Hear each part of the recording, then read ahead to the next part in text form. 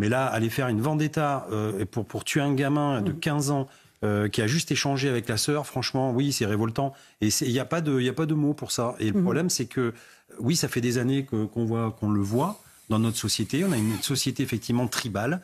Je suis désolé, c'est le clan qui règle ces problèmes. C'est pas la justice ni la police. On règle ces problèmes dans le clan, dans la tribu. La tribu, ça va être aussi la famille, voilà.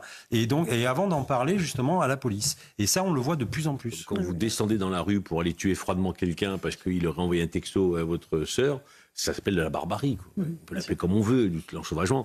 Et la France insoumise est là-dessus dans le déni, parce qu'effectivement, elle va expliquer que les pauvres, c'est parce qu'ils ont été ghettoisés, stigmatisés, colonisés, voilà, j'en passe, c'est les meilleurs. Donc, pour trouver des circonstances atténuantes, ce qui est insupportable. Jean-Christophe Couvier. Non, c'est pas du déni. Je pense que les filles, ils ont une stratégie politique. Ils préparent les générations à venir, en fait. Donc là, ils travaillent sur ces générations-là.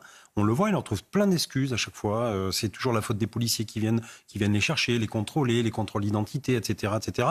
Donc en fait, on en fait des victimes. Et ils préparent ces générations-là plus tard à avoir une haine du flic et une haine de la République quelque part, une haine de l'autorité, qui eux aussi auront plus tard des enfants, ils vont leur transmettre ça. Ils sont pas bêtes, ils sont en train vraiment de... C'est cet engrenage de la violence. Après, je veux dire, moi, des années 90, j'avais 20 ans, 91, et je me rappelle de Jacques Chirac qui nous sortait la fracture sociale. Donc c'est pas un fait nouveau, en fait. Il y avait la fracture sociale, il y avait Mylène Farmer, c'était Génération désenchantée, Mathieu Kassovitz qui avait fait la haine. Donc tout ça, en fait, on le connaissait, on l'a vu. Pourtant, on n'a rien fait, on est en 2024, on a l'impression de refaire des passages en arrière.